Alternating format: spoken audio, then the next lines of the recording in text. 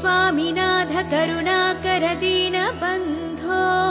श्री पार्वती समुख पंकज पद्मबन्धो श्री सादिदेव गणपूजित पाद पद्मा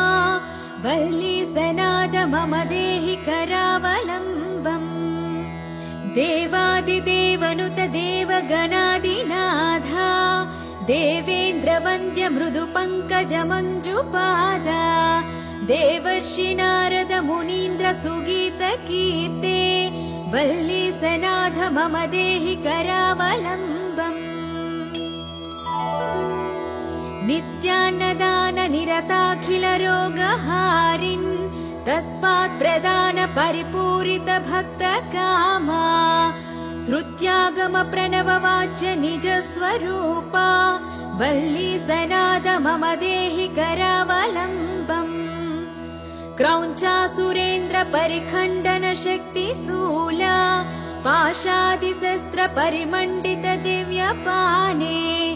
श्रीकुण्डलीसधर तुण्ड सिखीन्द्रवाहा वल्ली सनाद मम देहि करावलम्बम् देवादिदेव रथमण्डल मध्य वेद्या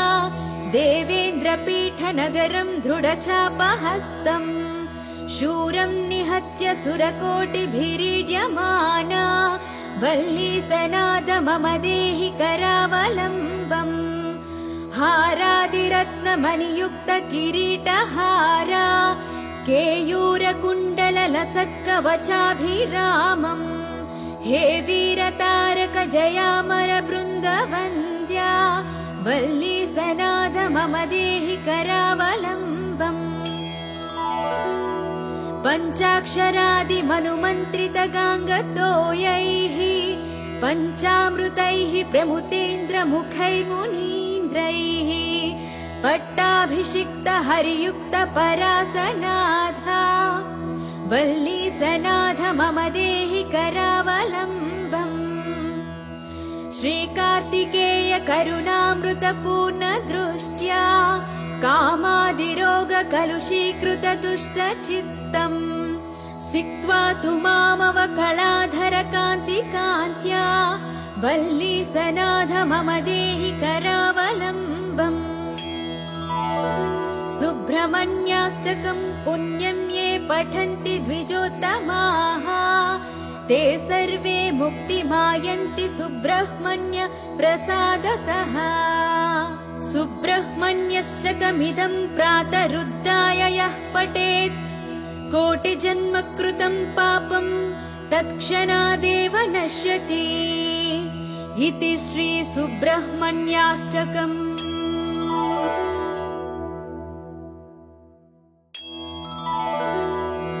हे स्वामिनाथ करुणाकर दीनबन्धो श्री पार्वती समुख पंकज पद्मबन्धो श्री सादिदेव गणपूजित पाद पद्मा वल्ली सनाद मम देहि करावलम्बम् देवादिदेवनुत देवगणादिनाथा देवेन्द्र वन्द्य मृदु पंकज मंजुपादा देवर्षि नारद मुनीन्द्र सुगीत कीर्ते वल्ली सनाथ मम देहि करावलम्बम् नित्यान्नदान निरताखिल रोगहारिन् तस्मात् प्रदान परिपूरित भक्त कामा श्रुत्यागम प्रणव वाच्य निज स्वरूपा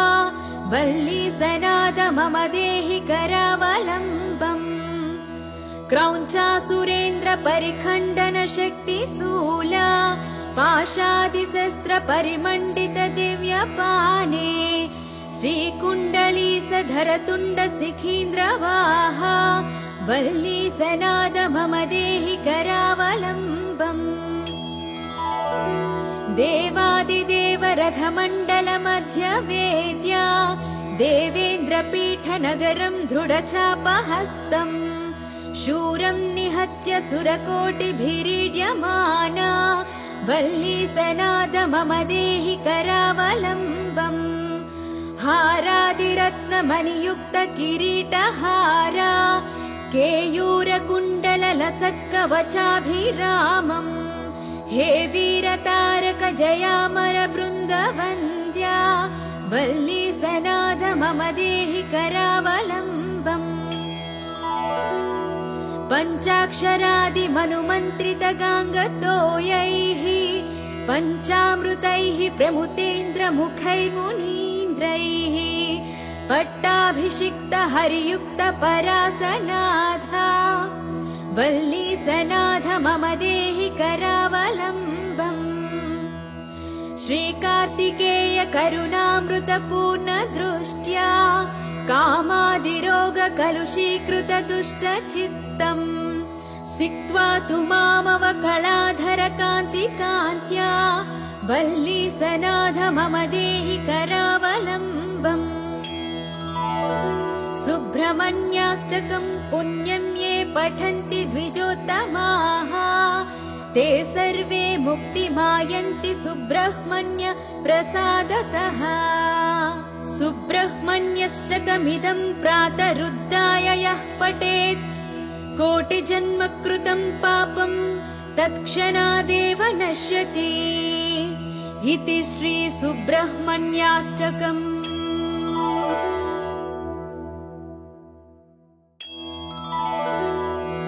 हे स्वामिनाथ करुणाकर दीनबन्धो श्री पार्वती समुख पंकज पद्म बन्धो श्री सादिदेव गणपूजित पाद पद्मा वल्ली सनाथ मम देहि करावलम्बम् देवादिदेवनुत देवगणादिनाथा देवेन्द्र वन्द्य मृदु पंकज मञ्जुपादा देवर्षि नारद मुनीन्द्र सुगीत कीर्ते वल्ली सनाथ मम देहि करावलम्बम् नित्यान्नदान निरताखिल रोगहारिन् तस्मात् प्रदान परिपूरित भक्त कामा श्रुत्यागम प्रणव वाच्य निज स्वरूपा वल्ली सनाथ मम देहि करावलम्बम् क्रौञ्चासुरेन्द्र परिखण्डन शक्ति शूला पाशादिशस्त्र परिमण्डित दिव्यपाने श्रीकुण्डलीसधर तुण्ड शिखीन्द्रवाहा वल्ली सनाथ मम देहि करावलम्बम् देवादिदेव रथमण्डल मध्य वेद्या देवेन्द्र पीठ नगरं दृढचापहस्तम् शूरं निहत्य सुरकोटिभिरीड्यमाना वल्ली सनाथ मम देहि करावलम्बम् हारादिरत्नमणियुक्त किरीटहारा केयूरकुण्डललसत्कवचाभिरामम् हे वीरतारक जयामर बृन्दवन्द्या वल्ली सनाथ मम देहि करावलम्बम् पञ्चाक्षरादिमनुमन्त्रितगाङ्गतोयैः पञ्चामृतैः प्रमुतेन्द्रमुखैर्मुनीन्द्रैः पट्टाभिषिक्त हरियुक्त परासनाथा वल्ली सनाथ मम देहि करावलम्बम् श्रीकार्तिकेय करुणामृतपूर्ण दृष्ट्या कामादिरोग कलुषीकृत दुष्टचित्तम् सिक्त्वा तु मामवकलाधर कान्तिकान्त्या वल्ली सनाथ मम देहि करावलम्बम् सुब्रह्मण्याष्टकम् पुण्यं ये पठन्ति द्विजोत्तमाः ते सर्वे मुक्तिमायन्ति सुब्रह्मण्य प्रसादतः सुब्रह्मण्यष्टकमिदं प्रातरुद्धाय यः पठेत् कोटिजन्म कृतं पापं तत्क्षणादेव नश्यति इति श्री सुब्रह्मण्याष्टकम्।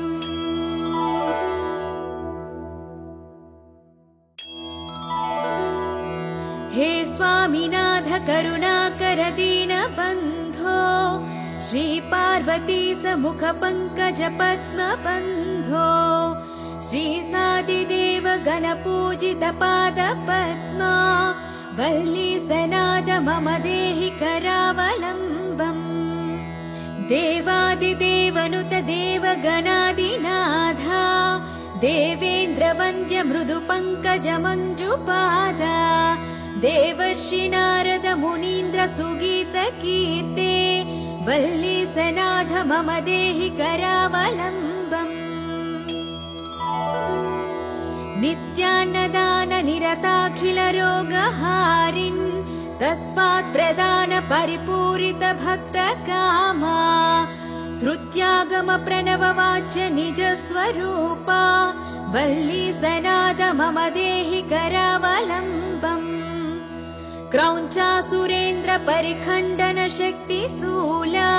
पाशादिशस्त्र परिमण्डित दिव्यपाने श्रीकुण्डली सधरतुण्ड शिखीन्द्रवाहा वल्ली सनाद मम देहि करावलम्बम् देवादिदेव रथमण्डल मध्य वेद्या देवेन्द्रपीठ नगरं दृढचापहस्तम् शूरं निहत्य सुरकोटिभिरीड्यमाना वल्ली सनाद मम देहि करावलम्बम् हारादिरत्नमणियुक्त किरीटहारा केयूरकुण्डल लसत्कवचाभिरामम् हे वीरतारक जयामर बृन्दवन्द्या वल्ली सनाद मम देहि करावलम्बम्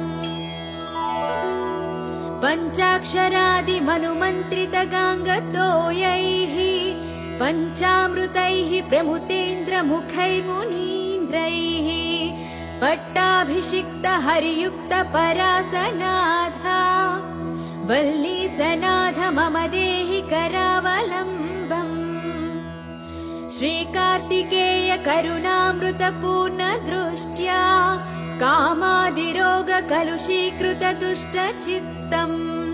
सिक्त्वा तु मामव कलाधर कान्ति कान्त्या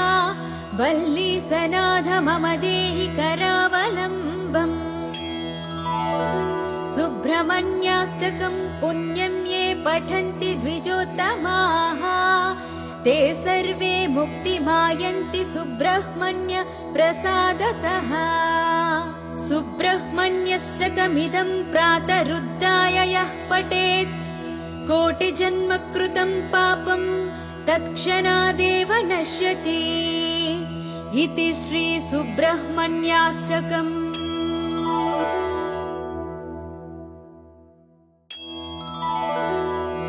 हे स्वामिनाथ करुणाकर दीनबन्धो श्री पार्वती समुख पंकज पद्म बन्धो श्री सादिदेव गणपूजित पाद पद्मा वल्ली सनाद मम देहि करावलम्बम् देवादिदेवनुत देवगणादिनाथा देवेन्द्रवन्द्य मृदु पंकज मञ्जुपादा देवर्षि नारद मुनीन्द्र सुगीतकीर्ते वल्ली सनाथ मम देहि करावलम्बम् नित्यान्नदान निरताखिल रोगहारिन् तस्मात् प्रदान परिपूरित भक्त कामा श्रुत्यागम प्रणव वाच्य निज स्वरूपा वल्ली सनाद मम देहि करावलम्बम् क्रौञ्चासुरेन्द्र परिखण्डन शक्ति शूला पाशादिशस्त्र परिमण्डित दिव्यपाने श्रीकुण्डली सधरतुण्ड शिखीन्द्रवाहा वल्ली सनाद मम देहि करावलम्बम् देवादिदेव रथमण्डल मध्य वेद्या देवेन्द्रपीठ नगरं दृढचापहस्तम् शूरं निहत्य सुरकोटिभिरीड्यमाना वल्ली सनाद मम देहि करावलम्बम् हारादिरत्नमणियुक्त किरीटहारा केयूरकुण्डल लसत्कवचाभिरामम् हे वीरतारक जयामर बृन्दवन्द्या वल्ली सनाथ मम देहि करावलम्बम् पञ्चाक्षरादिमनुमन्त्रितगाङ्गतोयैः पञ्चामृतैः प्रमुतेन्द्रमुखैर्मुनीन्द्रैः पट्टाभिषिक्त हरियुक्त परासनाथा वल्ली सनाथ मम देहि करावलम्बम् श्रीकार्तिकेय करुणामृतपूर्ण दृष्ट्या कामादिरोग कलुषीकृत दुष्टचित्तम् सिक्त्वा तु मामवकलाधर कान्तिकान्त्या वल्ली सनाथ मम देहि करावलम्बम् सुब्रह्मण्याष्टकम् पुण्यम् ये पठन्ति द्विजोत्तमाः ते सर्वे मुक्तिमायन्ति सुब्रह्मण्य प्रसादतः सुब्रह्मण्यष्टकमिदम् प्रातरुद्धाय यः पठेत् कोटिजन्म कृतं पापम् तत्क्षणादेव नश्यति इति श्री सुब्रह्मण्याष्टकम्।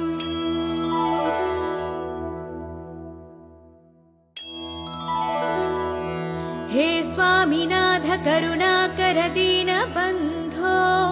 श्री पार्वती समुख पंकज पद्म बन्धो श्री सादिदेव गणपूजित पाद पद्मा वल्ली सनाथ मम देहि करावलम्बम् देवादिदेवनुत देवगणादिनाथा देवेन्द्र वन्द्य मृदु पंकज मञ्जुपादा देवर्षि नारद मुनीन्द्र सुगीत कीर्ते वल्ली सनाथ मम देहि करावलम्बम् नित्यान्नदान निरताखिल रोगहारिन् तस्मात् प्रदान परिपूरित भक्त कामा श्रुत्यागम प्रणव वाच्य निज स्वरूपा वल्ली सनाथ मम देहि करावलम्बम् क्रौञ्चासुरेन्द्र परिखण्डन शक्ति शूला पाशादिशस्त्र परिमण्डित दिव्यपाने श्रीकुण्डलीसधर तुण्ड शिखीन्द्रवाहा वल्ली सनाथ मम देहि करावलम्बम् देवादिदेव रथमण्डल मध्य वेद्या देवेन्द्रपीठ नगरं दृढचापहस्तम् शूरं निहत्य सुरकोटिभिरीड्यमाना वल्ली सनाथ मम देहि करावलम्बम् हारादिरत्नमणियुक्त किरीटहारा केयूरकुण्डल लसत्कवचाभिरामम् हे वीरतारक जयामर बृन्दवन्द्या वल्ली सनाथ मम देहि करावलम्बम् पञ्चाक्षरादिमनुमन्त्रित गाङ्गतोयैः पञ्चामृतैः प्रमुतेन्द्र मुखैर्मुनीन्द्रैः पट्टाभिषिक्त हरियुक्त परासनाथा वल्ली सनाथ मम देहि करावलम्बम् श्रीकार्तिकेय करुणामृतपूर्ण दृष्ट्या कामादिरोग कलुषीकृत दुष्टचित्तम् सिक्त्वा तु मामवकलाधर कान्तिकान्त्या वल्ली सनाथ मम देहि करावलम्बम् सुब्रह्मण्याष्टकम् पुण्यम् ये पठन्ति द्विजोत्तमाः ते सर्वे मुक्तिमायन्ति सुब्रह्मण्य प्रसादतः सुब्रह्मण्यष्टकमिदम् प्रातरुद्धाय यः पठेत् कोटिजन्म कृतं पापम् तत्क्षणादेव नश्यति इति श्री सुब्रह्मण्याष्टकम्।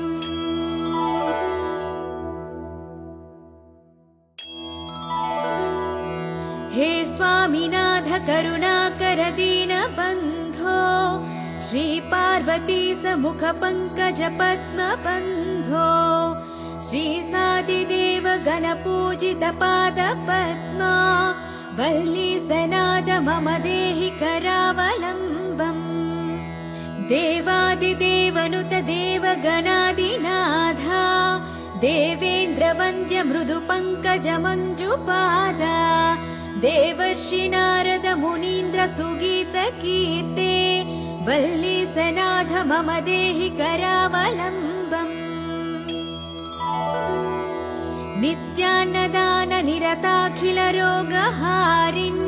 तस्मात् प्रदान परिपूरित भक्त कामा श्रुत्यागम प्रणव वाच्य निज स्वरूपा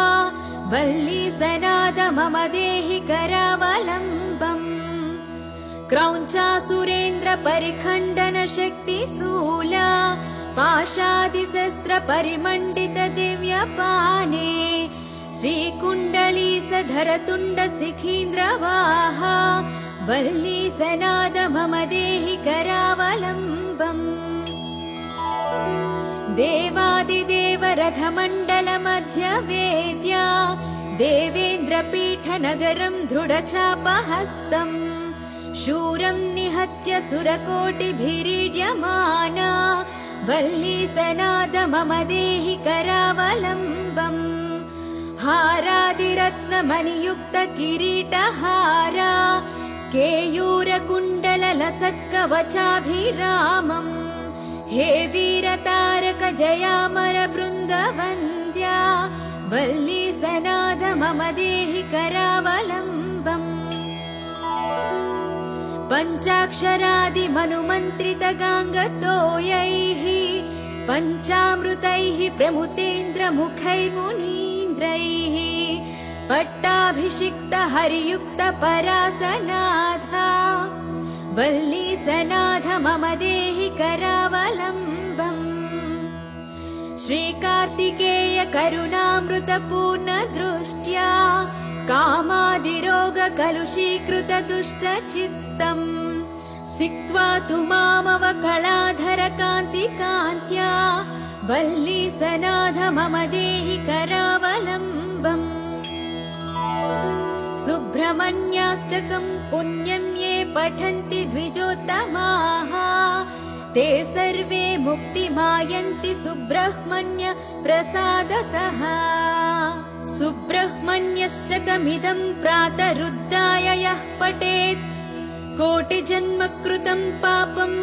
तत्क्षणादेव नश्यति इति श्री सुब्रह्मण्याष्टकम्।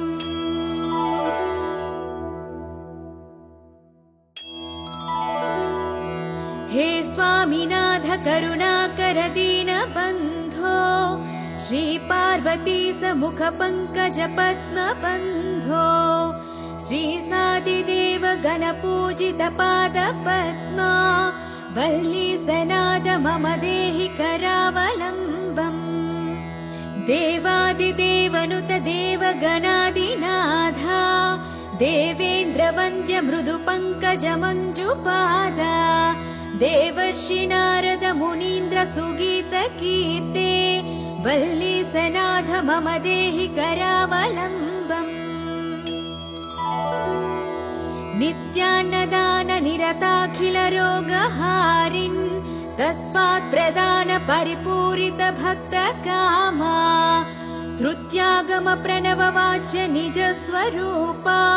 वल्लीसनाद मम देहि करावलम्बम् क्रौञ्चासुरेन्द्र परिखण्डन शक्ति शूला पाशादिशस्त्र परिमण्डित दिव्यपाने श्रीकुण्डलीसधर तुण्ड शिखीन्द्रवाहा वल्लीसनाद मम देहि करावलम्बम् देवादिदेव रथमण्डल मध्य वेद्या देवेन्द्रपीठ नगरम् दृढचापहस्तम् शूरम् निहत्य सुरकोटिभिरीड्यमाना वल्लीसनाद मम देहि करावलम्बम् हारादिरत्नमणियुक्त किरीटहारा केयूरकुण्डल लसत्कवचाभिरामम् हे वीरतारक जयामर बृन्दवन्द्या वल्लीसनाद मम देहि करावलम्बम् पञ्चाक्षरादिमनुमन्त्रितगाङ्गतोयैः पञ्चामृतैः प्रमुतेन्द्रमुखैर्मुनीन्द्रैः पट्टाभिषिक्तहरियुक्तपरासनाथा वल्लीसनाथ मम देहि करावलम्बम्। श्रीकार्तिकेय करुणामृतपूर्णदृष्ट्या कामादिरोगकलुषीकृतदुष्टचित्तम्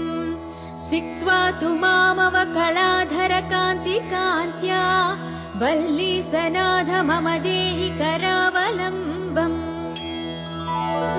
सुब्रह्मण्याष्टकम् पुण्यं ये पठन्ति द्विजोत्तमाः ते सर्वे मुक्तिमायन्ति सुब्रह्मण्य प्रसादतः। सुब्रह्मण्यष्टकमिदं प्रातरुद्धाय यः पठेत् कोटिजन्मकृतं पापं तत्क्षणादेव नश्यति इति श्री सुब्रह्मण्याष्टकम्।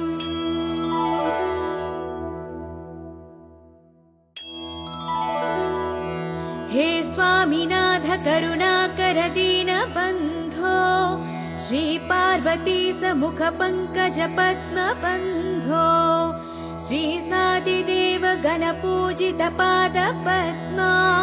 वल्लीसनाथ मम देहि करावलम्बम्। देवादिदेवनुत देवगणादिनाथा देवेन्द्रवन्द्य मृदु पंकज मञ्जुपादा देवर्षि नारद मुनीन्द्र सुगीत कीर्ते वल्लीसनाथ मम देहि करावलम्बम्। नित्यान्नदान निरताखिल रोगहारिन् तस्मात् प्रदान परिपूरित भक्त कामा श्रुत्यागम प्रणव वाच्य निज स्वरूपा वल्लीसनाथ मम देहि करावलम्बम्। क्रौञ्चासुरेन्द्र परिखण्डन शक्तिशूला पाशादिशस्त्र परिमण्डित दिव्यपाने श्रीकुण्डलीसधर तुण्ड शिखीन्द्रवाहा वल्लीसनाथ मम देहि करावलम्बम्। देवादिदेव रथमण्डल मध्य वेद्या देवेन्द्रपीठ नगरं दृढचापहस्तम् शूरं निहत्य सुरकोटिभिरीड्यमाना वल्लीसनाथ मम देहि करावलम्बम्। हारादिरत्नमणियुक्त किरीटहारा केयूरकुण्डल लसत्कवचाभिरामम् हे वीरतारक जयामर बृन्दवन्द्या वल्लीसनाथ मम देहि करावलम्बम्।